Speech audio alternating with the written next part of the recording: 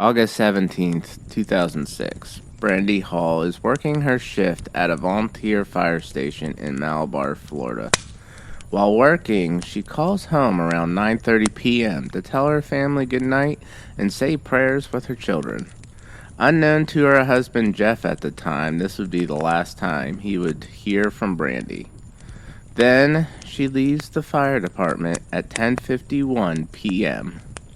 At 11:06 p.m., she takes a phone call that ends at 11:17 p.m. Just a little after 11:30, her husband Jeff attempts to call Brandy and is unable to reach her. Believing that Brandy is busy and probably on a call, he goes to bed expecting to hear from her in the morning. When Brandy Hall disappears that night, a whole lot of theories begin to surface and float around amongst her group of family and friends and people that knew Brandy. Initial thoughts that Brandy left on her own. However, those close to Brandy don't believe that theory, as she would never give up and leave her children behind. As time would go on, however, more information would surface, along with secrets that Brandy had in her life. It would become more apparent that it was believed that Brandy would cross paths with foul play. But with who and why? Welcome to the Campfire. Grab your s'mores and grab a seat. Thanks for joining me tonight around the fire where we discuss the dark world of true crime. This is the Campfire Crime Chronicles, a true crime podcast. And this is still the unsolved case of Brandy Hall.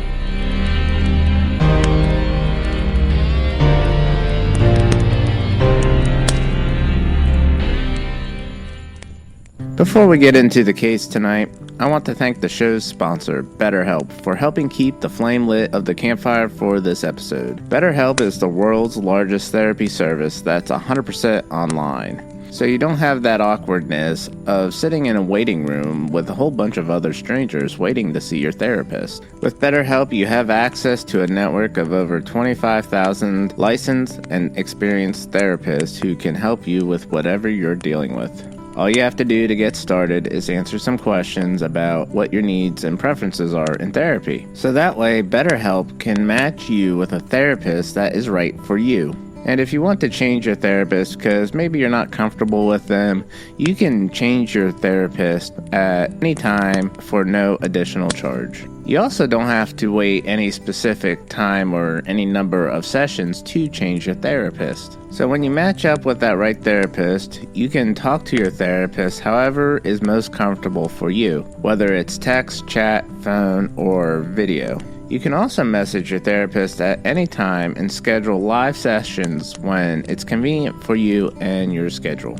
With BetterHelp, you get the same professionalism and quality you expect from in-office therapy, but with a therapist who is custom-picked for you with more scheduling flexibility and more affordable prices. So if you go to the website and use the show's code, betterhelp.com/CCC, not only does that let them know that you heard it at the campfire, but you'll also receive 10% off your first month. So that's betterhelp.com/CCC. BetterHelp, HELP.com/CCC. And I'll also have a link provided in the show notes. As I was researching this case, the more I researched, the more I uncovered, like that thread in your shirt that you pull, and you think it's just a short string. And by the time you're done, you've unstitched what seems to be half or the entire shirt.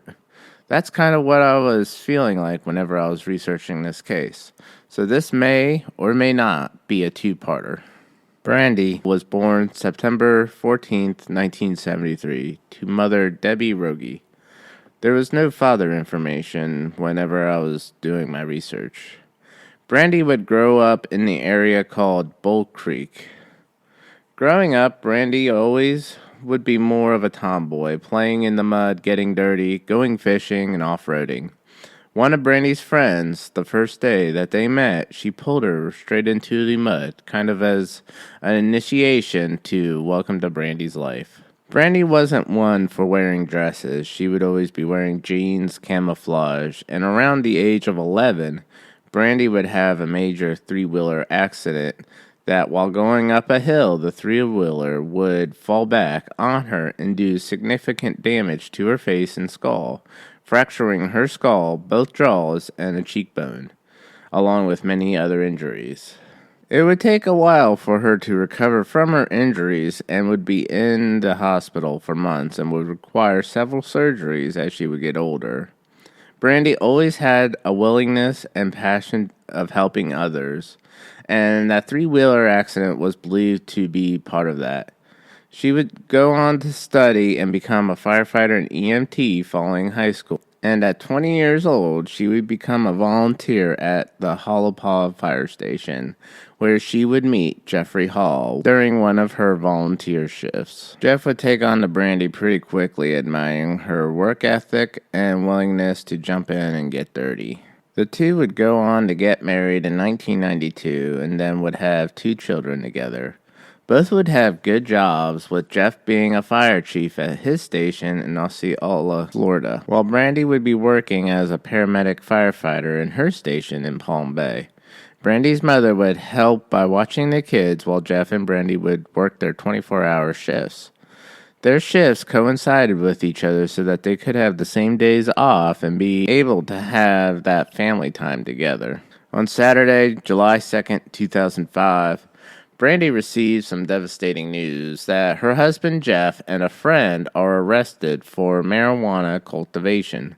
Brandy and Jeff owned the land together in addition to their home and other assets that they had, which they lived about 13 miles away from the land where the marijuana cultivation was taking place. And Jeff, unknowing to Brandy, was renting out the land to their friend to grow the marijuana. Brandy was under the assumption that Jeff was just renting the property out to someone, not knowing it was for growing pot. The money coming in was great, which Jeff was able to hide because Brandy and Jeff were making good salaries from their careers in the fire service.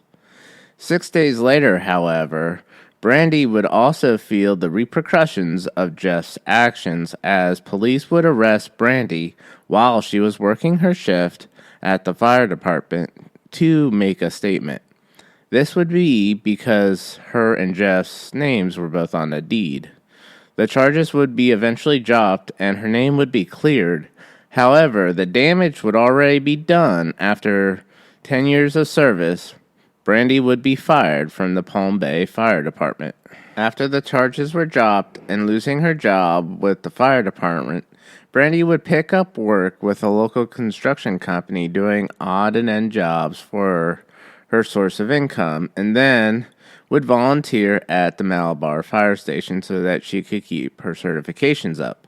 Because in the state of Florida, if you are not working or practicing in the fire service and medical, then your certifications will lapse after 2 years of inactivity. So now we pick up where we started with the intro to the episode.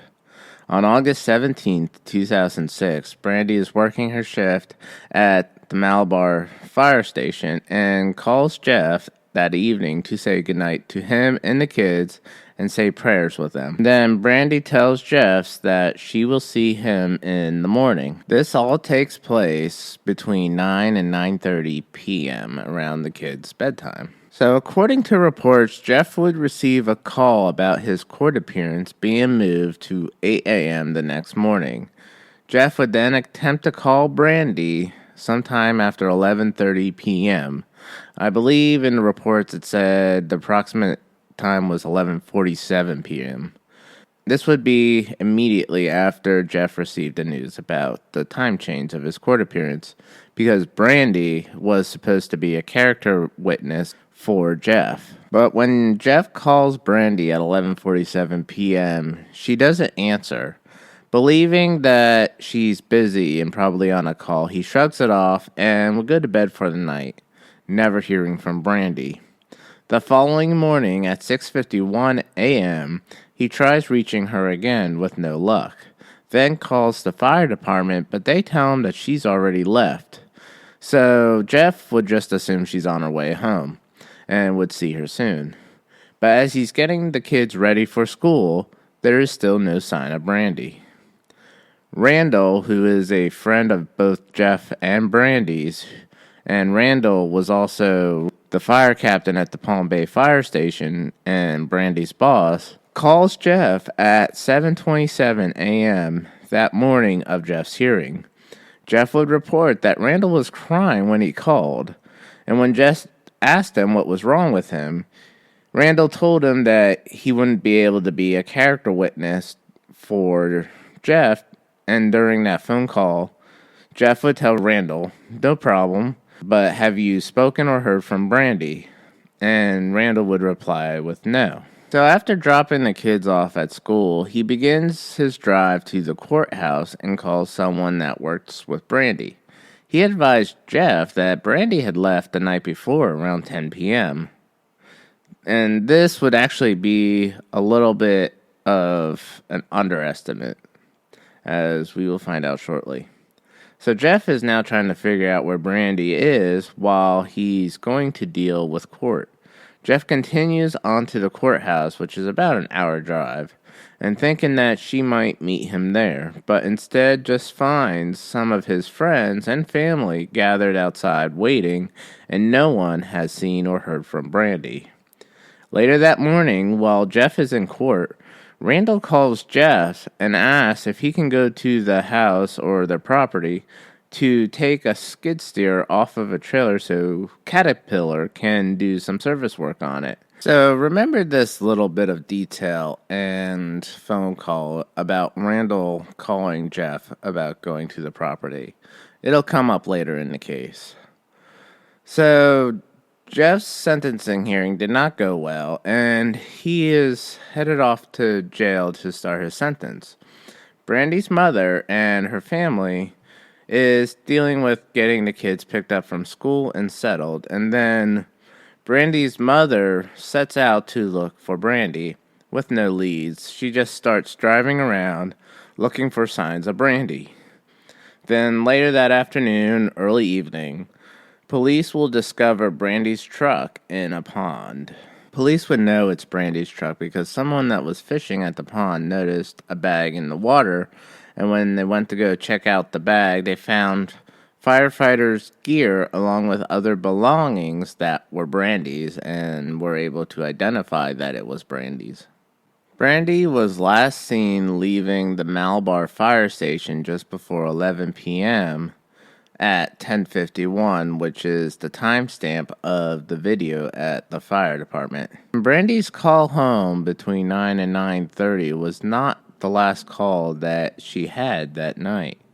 She would take or make another call at 11:06 p.m., according to phone records. I want to thank the show's sponsor, BetterHelp, for helping keep the flame lit of the campfire for this episode. BetterHelp is the world's largest therapy service that's 100% online. So you don't have that awkwardness of sitting in a waiting room with a whole bunch of other strangers waiting to see your therapist. With BetterHelp, you have access to a network of over 25,000 licensed and experienced therapists who can help you with whatever you're dealing with. All you have to do to get started is answer some questions about what your needs and preferences are in therapy. So that way, BetterHelp can match you with a therapist that is right for you. And if you want to change your therapist because maybe you're not comfortable with them, you can change your therapist at any time for no additional charge. You also don't have to wait any specific time or any number of sessions to change your therapist. So when you match up with that right therapist, you can talk to your therapist however is most comfortable for you, whether it's text, chat, phone, or video. You can also message your therapist at any time and schedule live sessions when it's convenient for you and your schedule.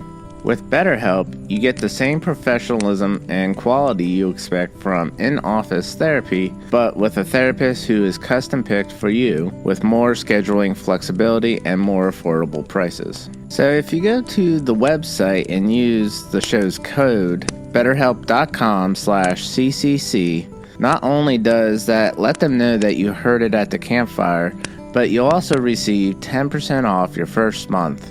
So that's betterhelp.com/ccc. BetterHelp, HELP.com/ccc. And I'll also have a link provided in the show notes. So Randall Richmond, who is a retired fire captain, and as we talked about earlier, former boss of Brandy's at Palm Bay Fire Department, as well as being a close friend to Brandy and Jeff. He would become the focus in the police investigation after Brandy went missing, after he admits to police about having an affair with Brandy.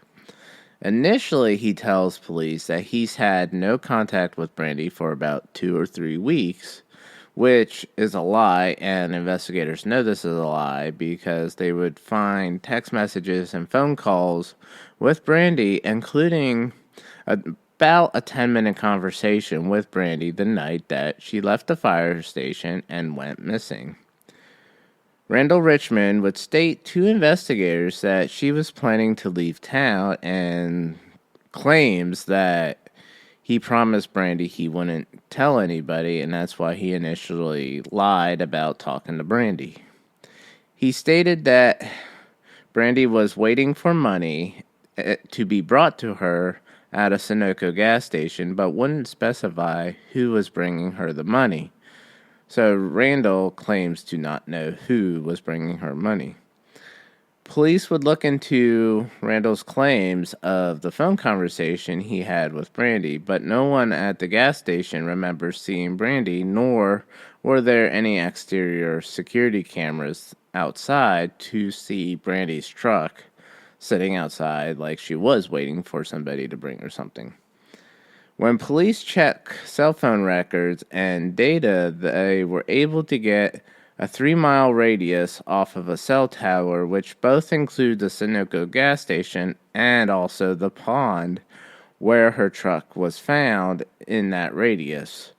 So we don't know still if Brandy was at the Sunoco gas station because that cell phone tower in the 3-mile radius also fits with where her truck was found. Detectives would find blood in Brandy's truck, but after being subjected to the water and being submerged in the water, it was hard to tell how much blood was actually in the truck.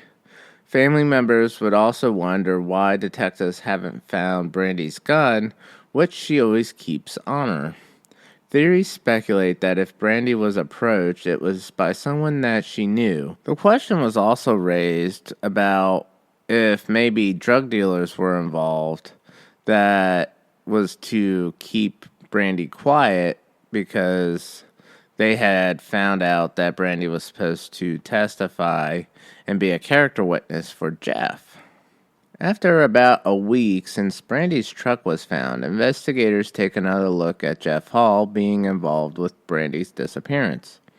They would attempt to question him, but at this time, he had been released as his case was still going on and his sentencing hadn't been established yet for his crime with the pot growing. And his lawyers advised him to not speak with investigators about the case of Brandy, as the appeals were going on.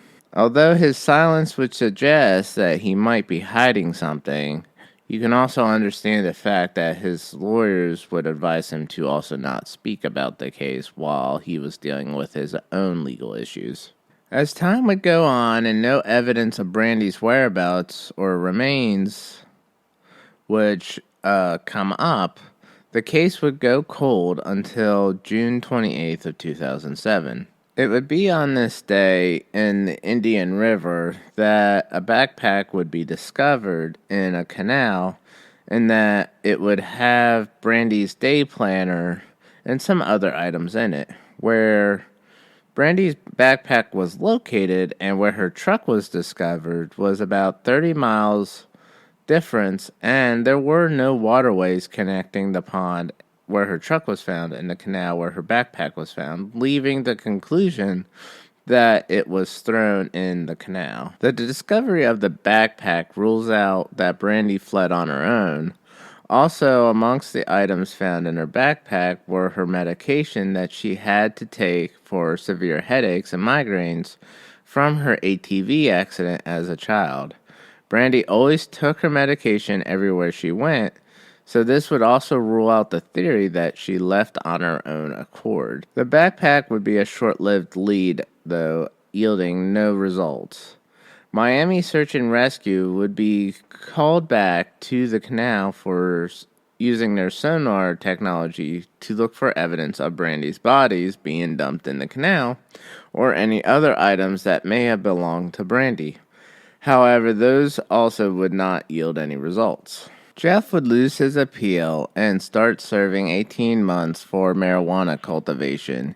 He would begin speaking to investigators about Brandy's disappearance. Detectives would account the night that Brandy went missing and his whereabouts and arrange for a polygraph test for him upon his release, of which would prove there was no deception during the test and Jeff would be completely ruled out as a suspect. They were also able to rule out the drug hit to silence Brandy theory. The growers were a small operation and just getting started, according to Jeff.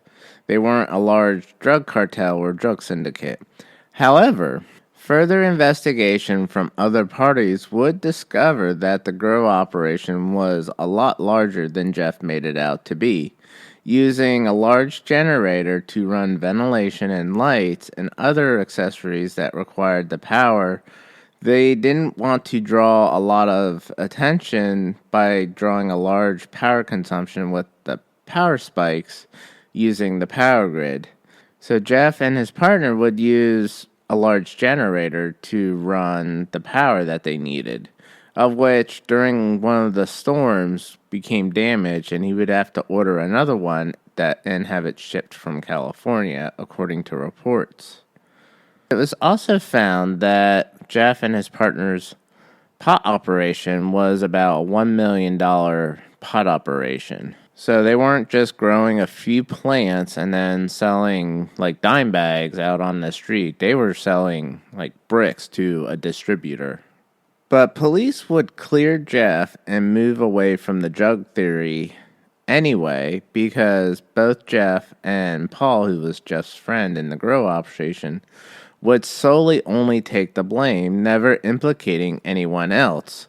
So as far as the police were concerned, there was nobody else, and there was no reason for anyone to come after Jeff or Brandy, and that lead would seem to die. So after speaking with Jeff and clearing Jeff, investigators turned their attention back on Randall Richmond, who Brandy was having the affair with, of which Jeff would come across one of Brandy's cell phones and would find out about the affair that she was having. Both investigators and private investigators always questioned and wondered why Randall would insert himself into the middle of the investigation, especially since he was recognized as a figure of society in the fire department and being married and having an affair. You would think you would want to distance yourself as far away as possible, keeping yourself out of the spotlight and the media, especially when you had an affair with a former coworker. So now we're going to kind of get into the timeline of Brandy within the last 24 hours of Brandy's day before she went missing. And we're going to pick up sometime in the afternoon. We're not going to go through the mornings of the timeline because I felt like it was a little bit irrelevant. So a guy named Ronnie McCullen would lend Brandy money and also hook Brandy up with a contractor job for construction, installing culverts on new houses for holiday builders. Brandy and Jeff also had a welding shop where they would do like lift modifications for vehicles or modifications or projects for airboats or all-terrain vehicles, off-roading vehicles, of that sort. And so sometime in the afternoon, Brandy leaves the welding shop to go work on these culverts.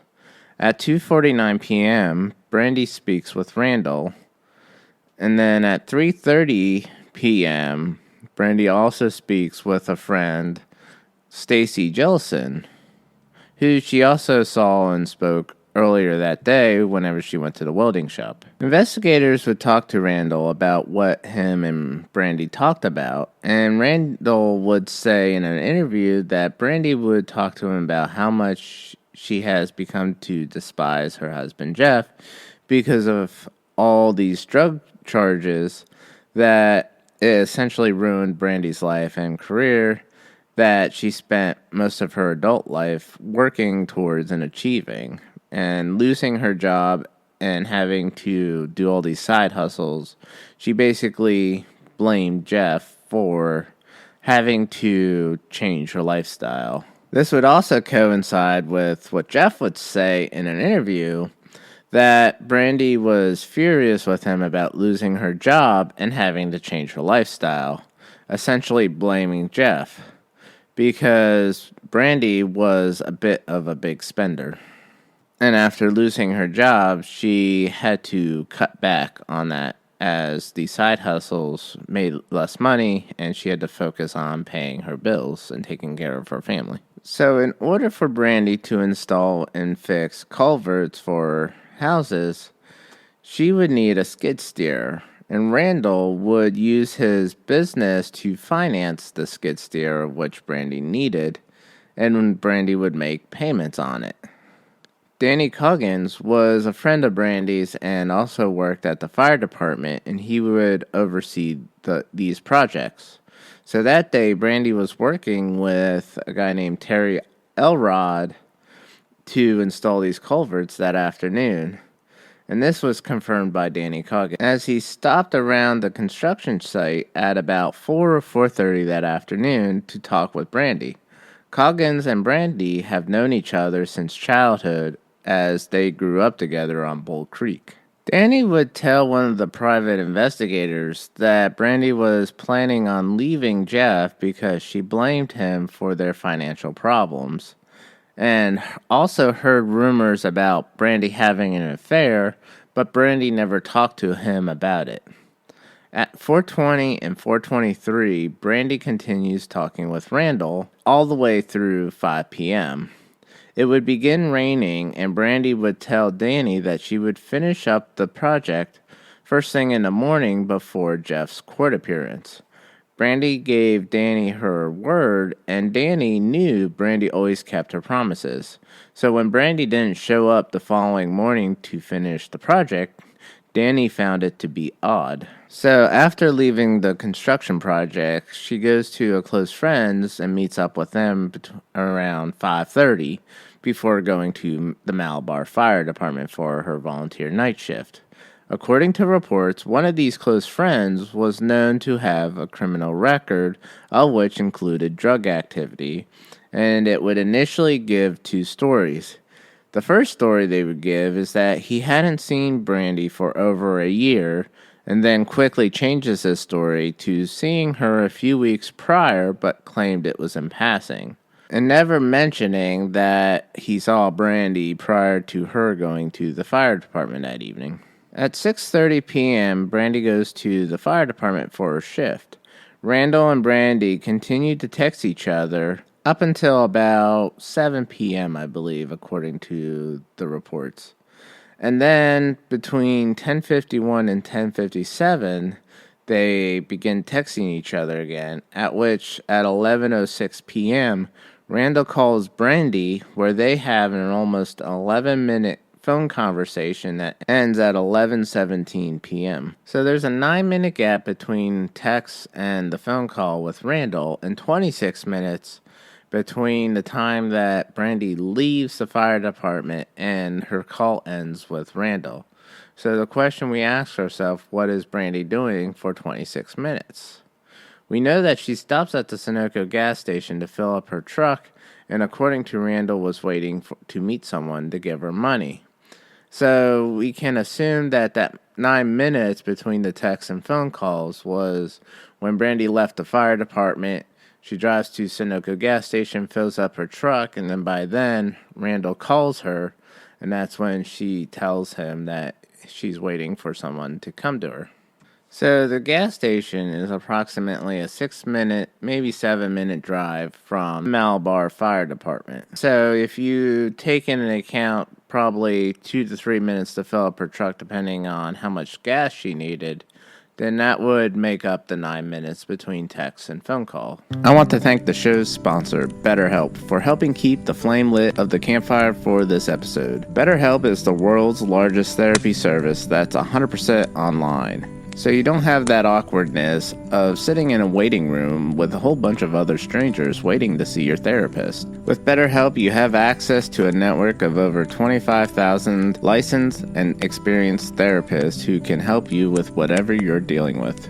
All you have to do to get started is answer some questions about what your needs and preferences are in therapy. So that way, BetterHelp can match you with a therapist that is right for you. And if you want to change your therapist because maybe you're not comfortable with them, you can change your therapist at any time for no additional charge. You also don't have to wait any specific time or any number of sessions to change your therapist. So when you match up with that right therapist, you can talk to your therapist however is most comfortable for you, whether it's text, chat, phone, or video. You can also message your therapist at any time and schedule live sessions when it's convenient for you and your schedule.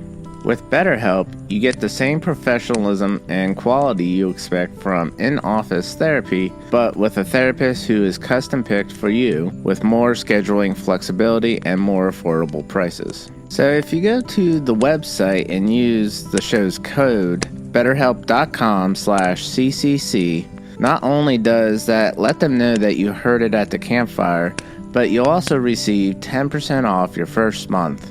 So that's betterhelp.com/CCC. BetterHelp, HELP.com/CCC. And I'll also have a link provided in the show notes. Jasmine Campbell, who's an off-duty Palm Bay officer, observes Brandy's truck pull into the Walmart parking lot and park across 3 spaces. She was going to call the tags in to run them as the behavior of the truck and the way it was parked stood out to Campbell. However, with high radio traffic being up due to an incident on the other side of the county, Campbell didn't get the chance to call in the tags. Campbell would also state in her report that she saw a fire captain's SUV sitting at the Hess station near the Walmart and also found that to be odd and out of place since the Hess station was closed. Campbell was sworn in by her supervisor about what she saw that night with Brandy's truck and the fire captain's SUV. Because of that, she assumed the conversation was recorded, but it wasn't. Then this report of Campbell's would be lost for 4 years until it was brought up in conversation again in 2010. So because of this, the exact time was unclear, just that she remembered it happened after her shift ended, which was around 11 p.m. So who was in the fire captain's SUV at the gas station that night? Only 2 captains were on duty that night that Brandy Hall went missing. One had an airtight alibi that he was at the station and was confirmed by his men that he was working with.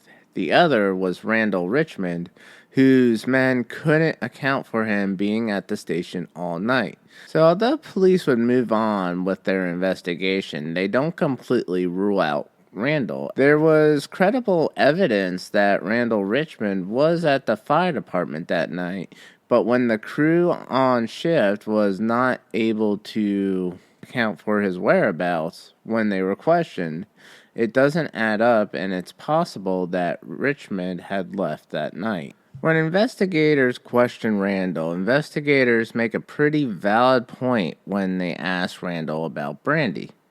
The night that Brandy disappears, Randall's 10-minute and 46-second phone call with Brandy ends at 11:17. Then Jeff tries to contact Brandy at around 11:30, I believe 11:47 was the exact time, with no answer, and continues trying to contact Brandy the following morning looking for her.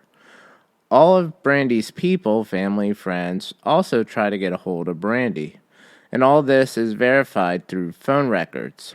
The only person not trying to contact Brandy after 11:17 p.m., the night that Brandy goes missing, was Randall.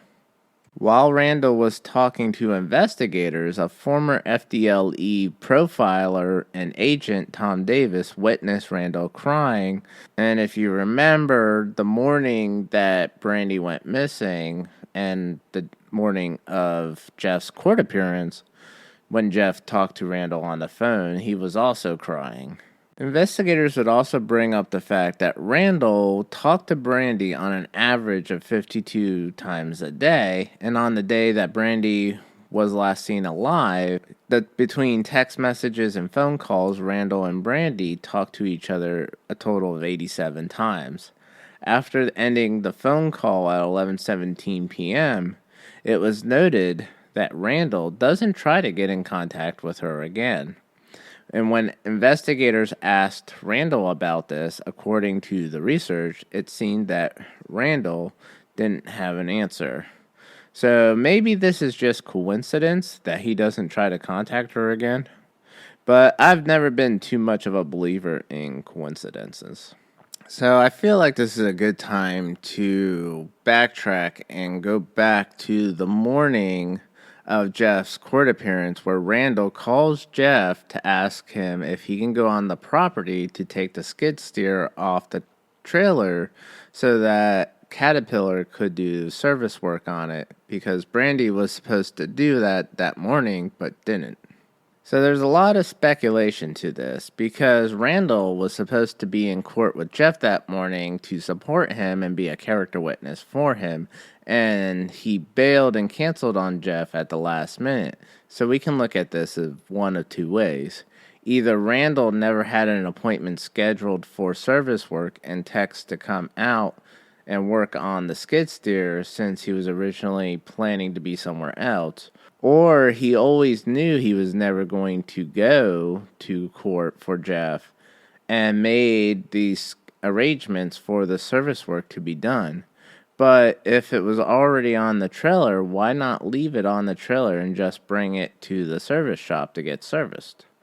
More speculations would rise that Randall needed to use the skid steer to do something much more sinister, such as maybe dig a grave to hide a body. However, there are better pieces of equipment to dig holes, but it is also possible that Randall didn't have access to anything other than the skid steer. And if you're going to hide a body, what better way than when everyone who is looking for Brandy is preoccupied and not anywhere near the home? So, going back to where we are in our timeline, in December of 2007, investigators get a search warrant for Randall's vehicle. I guess hoping that Randall hadn't cleaned out his truck if there was any evidence of Brandy in his truck.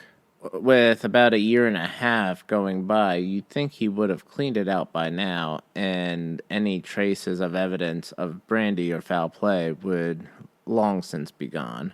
Rumors of the affair became public knowledge, and Randall's wife would confront Brandy, and the two would have an altercation. 7 months prior to Brandy's disappearance, the two would have a very public and verbal confrontation, confronting Brandy about the affair. Several witnesses, including Jeff, found text messages from Anne Marie Richmond threatening Brandy, and the two would go back and forth in text conversations, sending threats to each other. Judge Lisa Davidson signed a declaration 9 years after Brandy Hall went missing and presumed dead. Her death certificate was received the same night that she disappeared, on August 17th, 2006. So now we're going to fast forward a little bit, and the private investigators would find and report that the skid steer was indeed taken off the trailer, but remained on the property of Jeff and Brandy's home, and it was observed in the backyard. Investigators would use Google Earth and find a depression in the backyard of Brandy and Jeff's home after Brandy went missing. They would compare this to Google Earth images to several weeks prior to Brandy going missing, and that depression in the backyard would not be there. In October of 2019, a dig was done where Brandy's body could possibly have been based on results from cadaver dogs and also ground penetrating radar or GPR. It was enough to perform a dig. However, the dig would yield no results. Where they dug was in Brandy and Jeff's backyard where they used to live. Jeff would tell US Today that there won't be any closure for him or Brandy's family until her killer is caught and in prison. As of today, Brandy's remains still haven't been found, which makes it difficult to formulate a case without a body, although difficult, not impossible. We do not yet have closure to this case as Brandy's remains haven't been found yet and no arrests or convictions have been made. As more updates come in, I will follow up with update episodes. Also, I just wanted to give you guys an update about the Cassie Sheets case. Although I don't have anything concrete yet, I've been receiving tips and looking into these tips and fact-checking the tips that I've been receiving. I've been getting reports and documents to help fact-check as I can conclude more information on what I find. And what I don't find, I will update everyone. That concludes this case at the Campfire.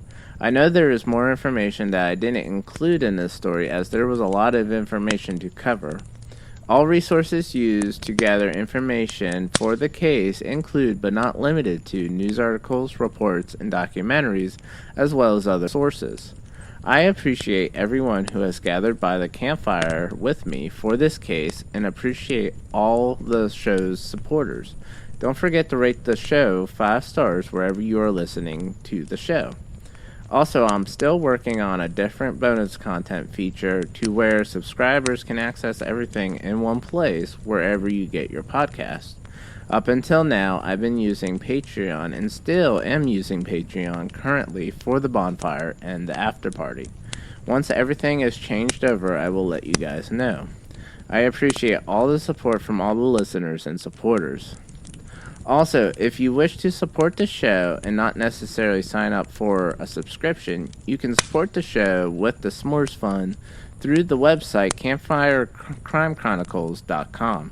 or send it directly to PayPal using the email campfirecrimechronicles@gmail.com. A link will be provided into the show notes.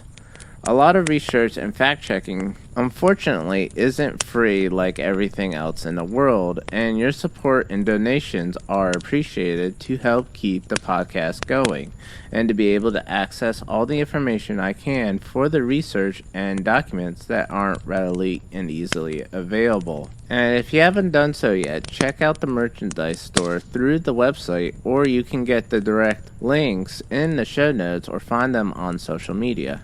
There you can find t-shirts, tank tops, hoodies, mugs, hats, and a lot more. So join me next time in 2 weeks as we gather around the campfire for the next case that we dive into.